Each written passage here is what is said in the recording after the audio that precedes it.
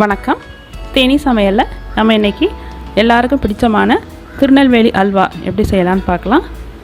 இந்த அல்வா செய்கிறதுக்கு நான் சம்பா கோதுமை முழு கோதுமையாக 1/4 கப்பு எடுத்து அதை நல்லா வாஷ் பண்ணிவிட்டு ஒரு நாள் நைட்டு ஃபுல்லாக நல்லா ஊற வச்சு எடுத்து வச்சுருக்கேன்.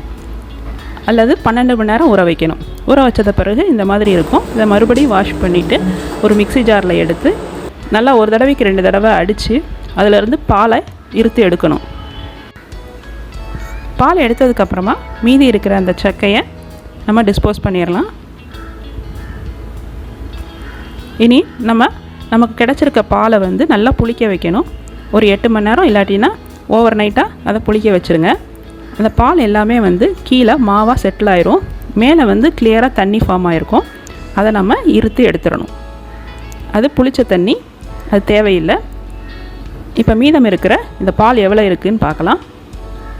1/4 கப் கோதுமைக்கு 1/2 கப் அளவுக்கு பால் கிடச்சிருக்கு. இப்போ இதை அப்படியே காய்ச்சினோம்னா பச்சை வாடை அடிக்கும். அதனால் இதோட 4 பங்கு தண்ணி சேர்த்துக்கிடுவோம். இப்போ பால் ரெடி ஆயிடுச்சு. நம்ம வேறு தேவையான பொருள் என்னன்னு பார்க்கலாம். இப்போ 1/4 கப் அளவுக்கு கோதுமைக்கு 3/4 கப்பு ஜீனி தேவைப்படும். கொஞ்சமாக முந்திரி பருப்பை நெய்யில் வறுத்து வச்சுருக்கேன். அது போக 1/2 கப் அளவுக்கு நெய் எடுத்து வச்சுருக்கேன். இனி எப்படி அல்வா செய்யலாங்கிறத நம்ம பார்க்கலாம். அல்வா கிண்டுறதுக்கு நமக்கு நல்ல அடிக்கனமான பாத்திரமாக இருக்கணும். நமக்கு கிண்டுறதுக்கு வசதியான பாத்திரமாகவும் இருக்கணும். அதில் 1/4 கப் அளவுக்கு நம்ம எடுத்து வச்சுருக்கிற ஜீனியில் பிரித்து எடுத்து போட்டுக்கோங்க. அதில் கொஞ்சமாக தண்ணி விட்டு இதை நல்லா கேரமலைஸ் பண்ணுங்கள். அதாவது நல்லா ஹீட் பண்ணிக்கிட்டே இருங்க. அப்போ நிறம் மாறி வரும்.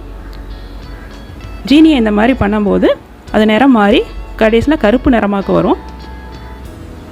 நம்ம அந்த ஸ்டேஜ் வரையும் போக வேண்டியதில்லை. இது நல்லா ஒரு கோல்டன் ப்ரௌன் கலர் வர்ற வரையும் நம்ம இதை கிண்டிக்கிட்டே இருக்கணும். ரொம்ப முருக விட்டுட்டோம்னா அப்புறம் அல்வா கசப்படிக்கும்.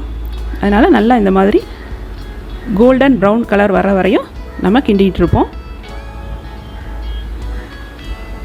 இப்போ நல்லா கலர் திக்காகிட்டுருக்கு. இப்போ நம்ம மீதம் இருக்கிற ஜீனியை இதோட சேர்த்துக்கிடலாம்.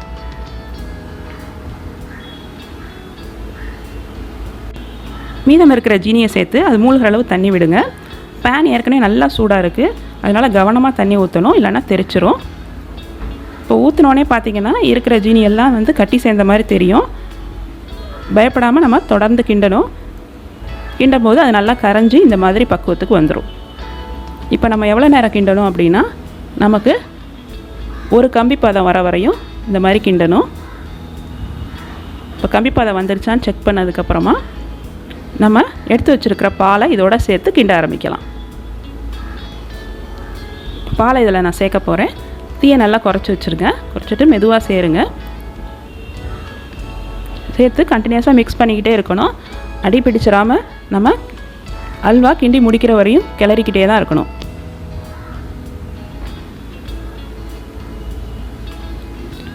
இந்த மாதிரி நம்ம கிண்டிக்கிட்டே இருந்தோம்னா கொஞ்சம் நேரத்தில் நமக்கு அது நல்லா திக்காகிறது தெரியும். இந்த மாதிரி கொஞ்சம் நல்லா திக்கானதுக்கப்புறமா நம்ம எடுத்து வச்சுருக்கிற நெய்யில் 1/2 டேபிள் ஸ்பூன் அளவுக்கு கொஞ்சம் நேரம் கழித்து நம்ம ஊற்றிக்கிட்டே வரணும். ஊற்றி கண்டினியூஸாக கிண்டிக்கிட்டே இருக்கணும். கிண்ட கிண்ட அல்வா நல்லா கெட்டியாகிக்கிட்டே வரும். கலரும் நல்லா டார்க் ஆகிக்கிட்டே வரும். இப்போ நம்ம நெய் ஊற்ற ஊற்ற அது உள்ளே இழுத்துக்கிட்டே தான் இருக்கும். இப்போ தொடர்ந்து நம்ம கிண்டிக்கிட்டே இருக்கணும். அடுப்பை மீடியம் ஃப்ளேமில் வச்சுக்கோங்க. அடி பிடிச்சிடக்கூடாது.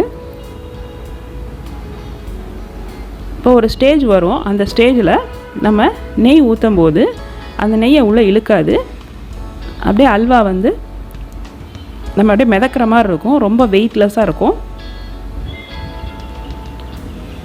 இப்போ நல்லா டார்க் ஆயிடுச்சு. நம்ம இந்த ஸ்டேஜில் நம்ம வறுத்து வச்சுருக்கிற முந்திரி பருப்பை இதோட சேர்த்துக்கிடலாம்.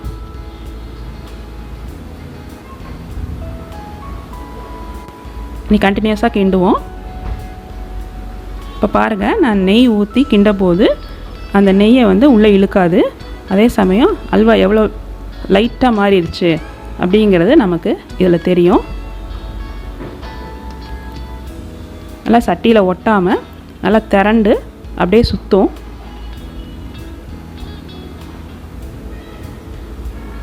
கிண்ணதுக்கும் இப்போ கிண்டுறதுக்கும் உங்களுக்கு நல்லா வித்தியாசம் தெரியும்.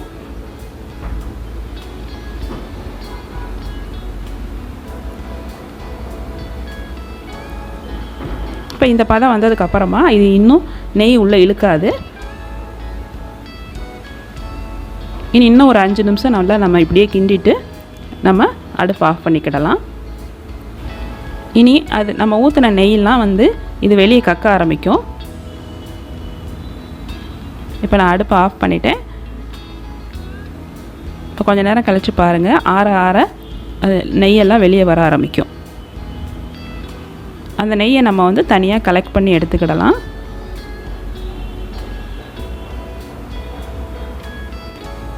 நம்ம நெய்யை அப்படியே விட்டுட்டோம்னா ஆறுனதுக்கப்புறம் அது வெள்ளை கலரில் அப்படியே படிஞ்சு நிற்கும். நம்ம ரொம்ப நாள் ஸ்டோர் பண்ண போகிறோம்னா அப்படியே வச்சிடலாம். இல்லாட்டினா நம்ம நெய்யை இந்த மாதிரி தனியாக எடுத்து ஒரு பாத்திரத்தில் ஊற்றி அதை திருப்பி நம்ம ரீயூஸ் பண்ணிக்கிடலாம். இப்போ அல்வா நமக்கு ரெடி ஆயிடுச்சு. நீங்களும் இதே மாதிரி செஞ்சு பார்த்துட்டு உங்கள் கமெண்ட்ஸ் அனுப்புங்க. வீடியோ பிடிச்சிருந்தா லைக் பண்ணுங்கள், ஷேர் பண்ணுங்கள், மறக்காமல் சேனலுக்கு சப்ஸ்கிரைப் பண்ணுங்கள். தேங்க்யூ.